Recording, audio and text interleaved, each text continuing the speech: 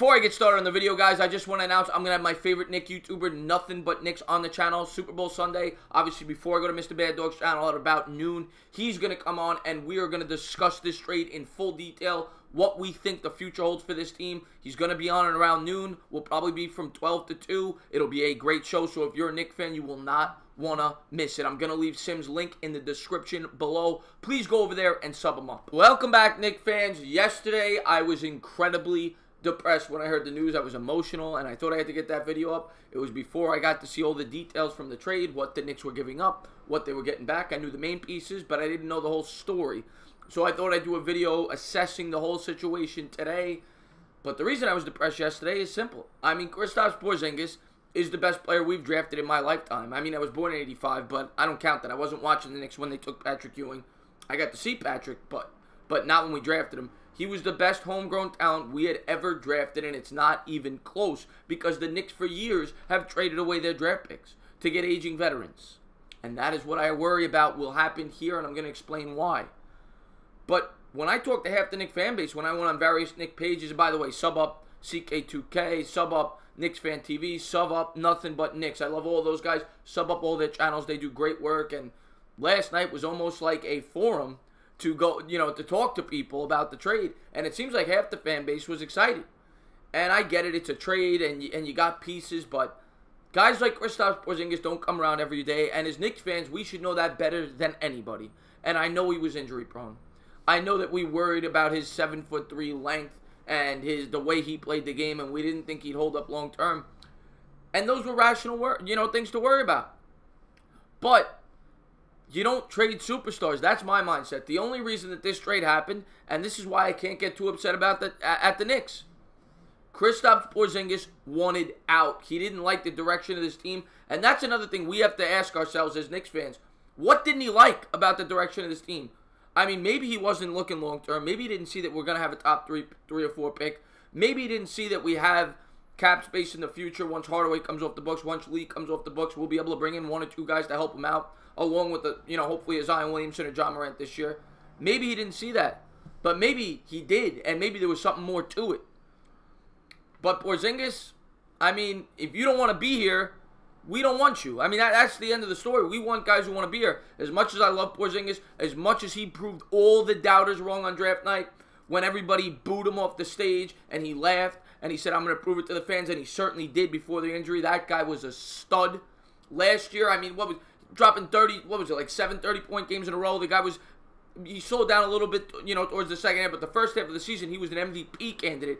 He had this team hovering around 500. Since then, we've won like 15 games out of our last like 80.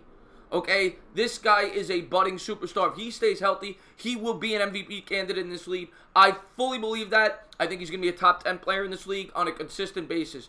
No one can convince me otherwise if he can stay healthy. So that is why I was so upset they made this trade.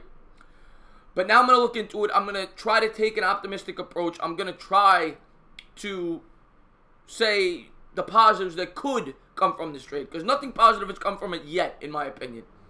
We traded Kristaps Porzingis. We traded Tim Hardaway Jr., and we traded Courtney Lee. We got rid of the 2 bad contracts, but in doing so, we gave up the future of the franchise. Now, granted, as I said earlier, it was a future that we would have always had the thought in our mind, is he going to get hurt again? Okay, because he had suffered injuries and the way he played, so I will acknowledge that. But no one can deny that this guy was a future superstar, and he was a homegrown talent, and he was beloved by New York.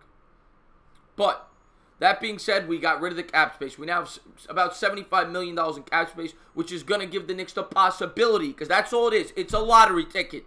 We have the possibility to acquire 2 max free agents, because that's all it is. We should know that from the LeBron days. And if the Knicks miss out on Durant, if the Knicks miss out on Kawhi, and they go and sign a Jimmy Butler to a max deal, if they go and sign a DeMarcus Cousins to a max deal, this would be the worst trade in Knicks history. Because not only did you trade KP, you brought in 2 guys who aren't going to win you nothing.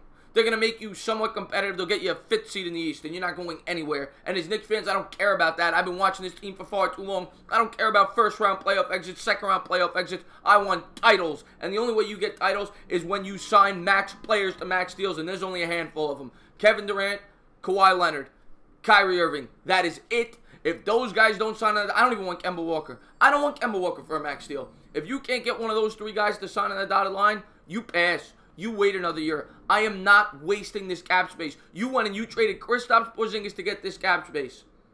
And I'm not wasting it. I am not wasting it on Boogie Cousins, you know, and all these other names here. I'm not doing that. I'm getting one of the 3 elite superstars, or I'm being patient. I'm signing players to 1-year deals till they fall off, and I try to sign another max player the next deal. You sign top 10 players with max deals. That is how you win in this league. Now, the other thing that the Knicks acquired in this trade, of course, was 2 future first-round draft picks. But let me say this. They're not till 2021 and 2023. We don't know where the Mavericks are going to be there. I mean, Knicks fans are talking about acquiring free agents. The Mavericks, I don't know the cap situation, but if they have any cap space, they would be a desirable place to go to. You know, if they could get 1 max deal, because now they have 2 young, budding superstars, something the Knicks have none of. Right now, the Knicks have Kevin Knox is probably their biggest chip, and Kevin Knox, to this point in his career, hasn't proven he's a potential superstar. And yes, he has upside. He's young. He could improve. There's no doubt about it. But right now, he's not a guy that's going to attract superstars. The Knicks have no players on this team that are going to attract a superstar other than potentially a Zion Williamson or John Moran. And even that, I mean, you see how superstars act. You see when LeBron James went to Cleveland. He wanted them to get rid of Andrew Wiggins the second he got there because he knows it's going to take 2 or 3 years. And a guy like Kevin Durant doesn't have that time. So I ask myself, if I'm Durant, he's probably got 4 or 5 years left of great basketball. Why am I going to go to a team that offers me nothing? And that's what this trade did. It took away that chip, that guy that gave Durant or one of those guys hope to come here. Now they're starting from scratch. And maybe this works out. Maybe they do well with those draft picks. But I'm worried that those draft picks will be in, you know, the second half of the draft. Now, granted, Dallas plays in the West. Maybe they miss the playoffs. Maybe you get a lottery pick out of it. But everything is ifs with this trade. If. I don't like if. The last time we had ifs, everybody was sold. We're getting LeBron James, the summer of LeBron. And he took his talents to South Beach. And then we ended up with Amari Stoudemire, who couldn't even walk after his first year. He was a complete disgrace. So, I have my doubts about this trade. Now, I'm trying to remain optimistic. I'm trying to say that we could potentially win it. If we go out and we get Kyrie and Durant, all things are forgiven. The trade worked out. But that's a huge if, and there's no guarantees, and it more than likely will not happen. But if it does, and I gotta hope that Perry and Mills had some kind of, if not a guarantee, a strong thought process that we're going to get one of these guys. They must have talked to somebody, because if they didn't, they are lunatics for making this trade. I know Kristaps Porzingis wanted out, and he was trying to get value, but as a Knicks fan, I'm upset still. I'm still upset because we had this guy. We had a guy that we could have built our team around for the next decade, the next 15 years. And everybody says he would have cost a max. Players like that, those are the guys you want to give maxes to. You don't want to give them the maxes to guys like Boogie Cousins. You want to give it to guys that still haven't reached their ceiling, guys that are going to get better and are 23 years old. So I had no problem giving KP a max. But he's moved on. And now it's on to the next chapter. It's on to seeing if we can improve DSJ. And I'll remain optimistic with that. He has improved his game. He's shooting 44% this year. He's become a more efficient scorer. And maybe Fizdale could get the most out of him. He's done it with Conley before. People say he's good with point guards. We certainly haven't seen it this year with Ntilikina. Ntilikina's regressed offensively, and all the point guards have. Trey Burke hasn't been special. Nobody has exceeded expectations on this team this year. Nobody, other than Noah Vonleh and Moutier. Neither of which will probably be on the team next year. Maybe Vonleh will. But as a Knicks fan, I don't know what else to say. I'm trying to stay positive. I'm trying to stay optimistic. I'm trying to take both sides. As I said, right now I'm not going to fully judge the trade. I will fully judge the trade after this summer. If they go out and they miss on these guys and they bring in Jimmy Butler's guys like that at max deals, they lost this trade miserably. It'll be one of the worst trades in the history of New York basketball.